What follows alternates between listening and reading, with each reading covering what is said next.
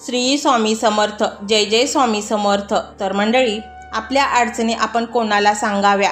कोण ऐकून घेणार आहे आपले दुःख? कोठे करावे मन मोकळे? कधी होईल माझा जीव शांत? अशी जर परिस्थिती आली असेल तर स्वामी नामस्मरणात लीन व्हावे. आपल्या सगळ्या अडचणी स्वामींना सांगाव्या.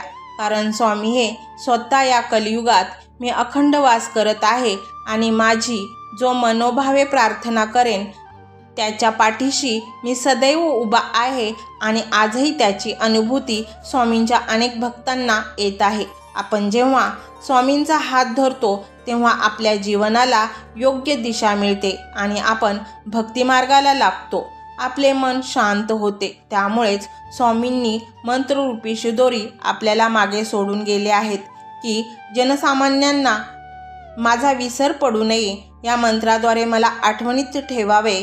मंडळी, तुम्ही खूपच दुःखात असाल, मार्ग सापडत नसेल, डोक्यावर कर्ज झाले असेल, घरात आजारपण असेल, अशा एक ना अनेक अडचणी तुम्ही सापडला असाल तर तुम्ही स्वामींचा धावा करा.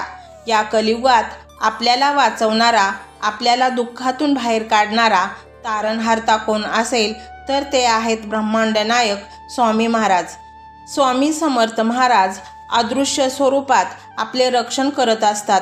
आपण भक्ती मार्गाला लागावे त्यासाठी स्वामी प्रयत्न करत असतात. तोच प्रयत्न म्हणून हा व्हिडिओ तुम्ही पाहत आहात. स्वामी तुम्हाला सांगत आहेत, माझा हात धर, मी तुला पडू देणार नाही आणि तू चिंता तर अजिबात करू नको. स्वामींचा हात पकडला तर स्वामी आपल्याला अदृश्य स्वरूपात येऊन मदत करतात.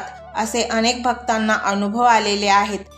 तुम्ही फक्त स्वामी नामस्मरणात लीन व्हा आणि सर्व चिंता, काळजी, यश, अपयश सर्व स्वामींवर सोडून द्या. स्वामी म्हणजे बुडत्याला काडीचा आधार आहे. ते तुम्हाला कधीच बुडून देणार नाहीत.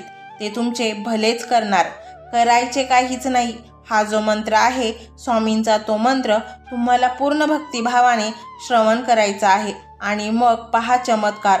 स्वामी तुमच्या आयुष्यात बदल घडवणारच, यात शंकाच नाही. तर मंडळी, हा स्वामीमय व्हिडिओ तुम्हाला कसा वाटला हे कमेंटमध्ये नक्की सांगा.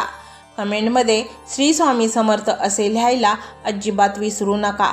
त्याशिवाय तुम्ही स्वामींशी कसे जोडले जाऊ शकता तर मंडळी, हा मंत्र लावायचा आहे मोबाईलवर. डोळे घट्ट मिटून घ्यायचे आहेत. स्वामींची मूर्ती डोळ्यासमोर आणायची आहे आणि तुमचे जे काही दुःख आहे, जे तुमचे प्रश्न आहेत, शंका आहेत किंवा इच्छा आहे ती स्वामींना सांगायची आहे. स्वामींना प्रार्थना करायची आहे, हे स्वामी महाराजा, माझे हे दुःख, ही शंका, ही इच्छा तू पूर्ण कर. तर मंडळी, स्वामी तुम्हाला पाठबळ नक्की देणार. कारण स्वामी हे ब्रह्मांड नायक आहेत आणि ते सगळ्यांचेच भले करतात. तर मंडळी, एवढं सगळं करायला अर्धा मिनिट खूप झाला. बाकीचा व्हिडिओ तुम्ही मोबाईलवर सोडून द्या. दैनंदिनी कामं करता करता तुम्ही तो ऐका आणि मनातल्या मनात मंत्र जप करा. तो त्याची पॉझिटिव्हिटी पसरवत राहील. तर मंडळी, पाहूया तो चमत्कारिक मंत्र काय आहे. तो मंत्र असा आहे. ओम परमसिद्ध योगेश्वराय नमः. ओम परमसिद्ध योगेश्वराय नमः. ओम परमसिद्ध योगेश्वराय नमः. ओम परमसिद्ध योगेश्वराय नमः. ओम परमसिद्ध योगेश्वराय नमः. ओम परमसिद्ध योगेश्वराय नमः.